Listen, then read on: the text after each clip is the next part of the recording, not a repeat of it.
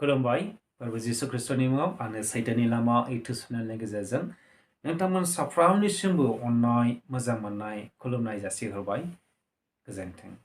आं बे समावहाय जिसुआनो गासैनिबो जाफुंनाय, जिसुआनो गासैनिबो जाफुंहोग्रा बे टपिकनि सायाव नोंथांमोननि गेजेराव आं गुसुङैहाय बुंनो हास्थायदों आरो जोङो मोनसे बाइबेल पार्टखौ जों फरायनानै खोनासंग्रोनि।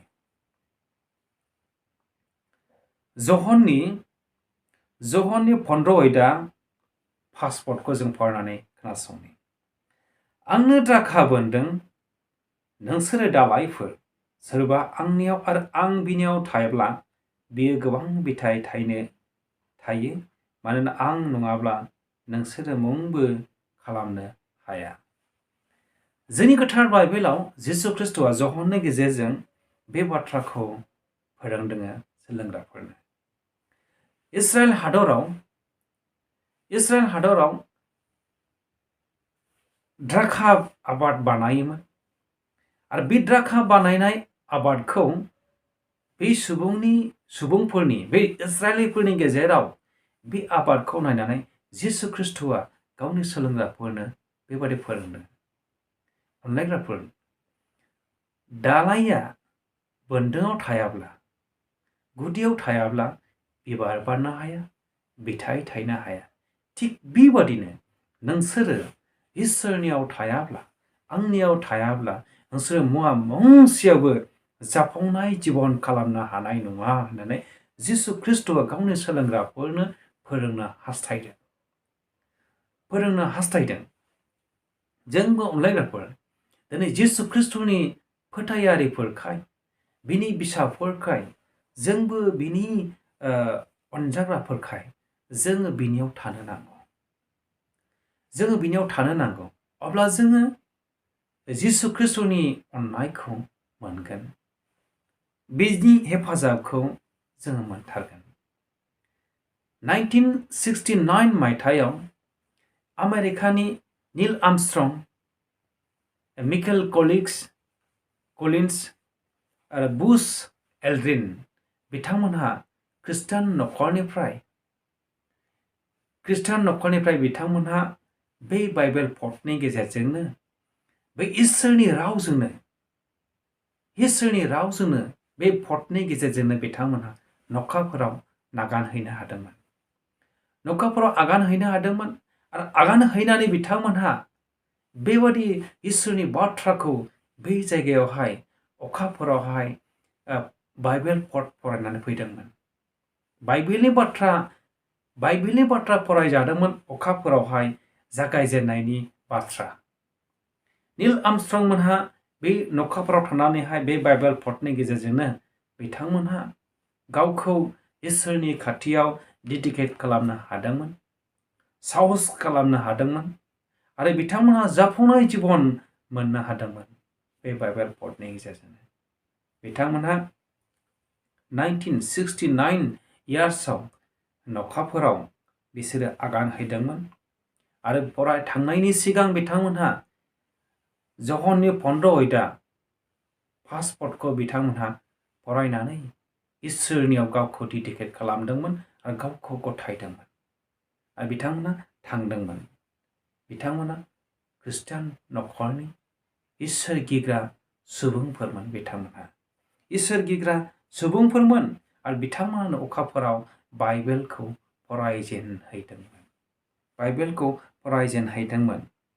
अनलायग्राफोर, दा जोङो इसोरनि खाथियाव थायोब्ला, इसोरनि बाथ्रायाव जोङो जुदि गावखौ डेडिकेट खालामोब्ला, गावखौ दोनोब्ला, जोङो साक्सेस जिबन खालामनो हागोन।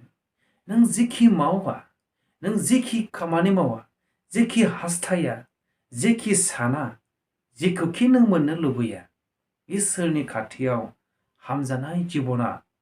इसोरजों हामजानाय जिबना नोंनियाव दङब्ला, आंनियाव दङब्ला, इसोरा नोंखौ दिखांगोन, इसोरा नोंखौ जाफुंहोगोन। बेनो जिसुआ बुंदों, आं नोंसोरखौ होनो नोंसोरो आंजों नङाब्ला नोंसोरो मुंबो खालामनो हाया आंजों नङाब्ला नोंसोरो संसाराव मुवा मोनसेबो जेबो खालामनो हाया जिसु ख्रीष्टआ सोलोंग्राफोरनो बे बाथ्राखौ फोरोंदोंमोन इसोरनि अननाया हामजानाया अनजानाया नोंनियाव थायोब्ला नों साक्सेस जीवन जापन खालामनो हागोन नों जाफुंसार जानो हागोन अनलायग्राफोर जोङो मिथिजागोन जोङो मुंदांखा जागोन जोङो हामजा जागोन आरो जोङो साक्सेस जीवन खालामनो हागोन जाफुंसार जीवन जापन खालामनो हागोन इसोरनि बाथ्राजों अनलायग्राफोर इसोरनि बाथ्रायावनो जोंनि जीवना जाफुंनाय दं अनलायग्राफोर बेनिखायनो जों गावखौ इसोरनि बाथ्राजों जों दैदेननि इसोरनि खाथियाव जोङो थानि बुहुमनि बयनिख्रुइबो दुइसिन हादरा अनलायग्राफोर इस्राएल हादरानो बयनिख्रुइबो दुइसिन बे हादोरनि गेजेरनिफ्रायनो बुहुमनि देरसिन धर्मआ सृष्टि जादोंमोन जागायजेनदोंमोन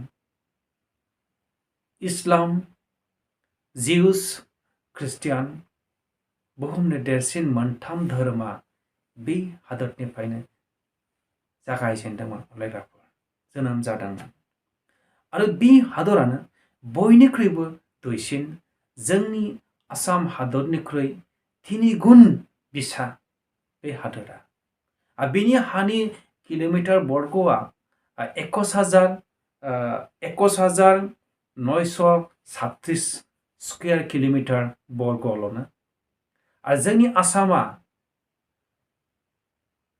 58,438 स्क्वायर किलोमिटार बर्ग 3 भाग बारा बे इस्राएल हादरनिफ्राय जोंनि आसाम रायजोआ 3 भाग बारा जोंनि आसामा देरसिन अनलायग्राफोर दा बिसोरनि गेजेराव सारि उफालि शत्रुफोर दङ रायजो सारि उफालि बेंखननाय शत्रुफोर रायजोफोर दङ बे हादोरखौ बयबो हादरा नोजोर होयो बयबो हादरा नासयनो नाख्रेबनो बे हादरखौ नोजोर होयो बुहुमनि बयनिख्रुइबो देरसिन हादरफ्राबो बे हादरखौ नोजोर होयो नाथाय बियो साइन्टिस्टआवनो होन फरायनायाव होन डेभेलपमेन्टआव होन गासैबो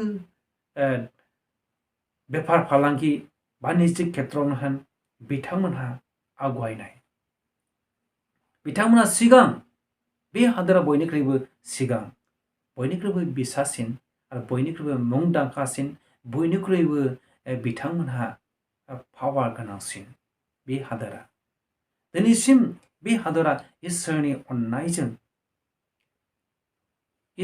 अननायजों बेंजानानै दङ आरो बे हादरनि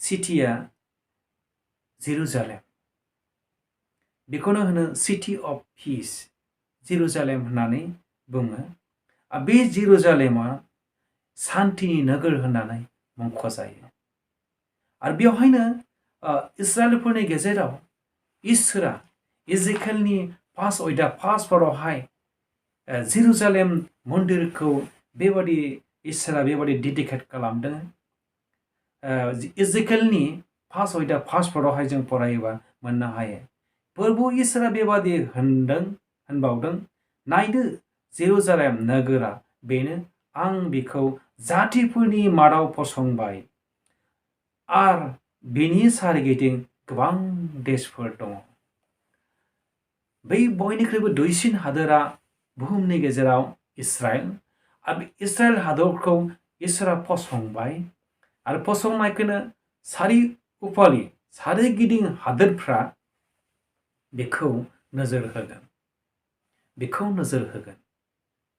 नाथाय आं बिसोरखौ फसंबाय बेबादिनो इसोरनि अनजानाया, हामजानाया, फसंनाया, डेडिकेट खालामनाया नोंनियाव जुदि आंनियाव दं थायोब्ला जेखि सुथुरा फैया मानो, हाजार सुथुरा फैब्लाबो इसोरनि अननाया जोंनियाव थागोन अनलायग्राफोर। जाफुंनायाबो नोंनियाव थागोन। इसोरनि अननायाबो दैदेननायाबो जोंनियाव थागोन अनलायग्राफोर। नील आर्मस्ट्रंहा जाफुंसार जानो हादों इसोरनि अननायजों। देरहासारनायाबो नोंनि आरो आंनि जिबनाव फैगोन। बेनिखायनो अनलायग्राफोर, इसोरनि बाथ्रा नङाब्ला, इसोरनि अननाय नङाब्ला, जिसु ख्रिस्ट' नङाब्ला, जिसुनि अननाय नङाब्ला जोङो मुवा मोनसेयावबो बुहुमाव साक्सेस जिबन खालामनो हाया गावखौ अनलायग्राफोर। इसोरा बे बाथ्रानि गेजेरजों जों बयखौबो बोर होदों जिसु ख्रिस्ट'नि मुङै गोजोन्थों।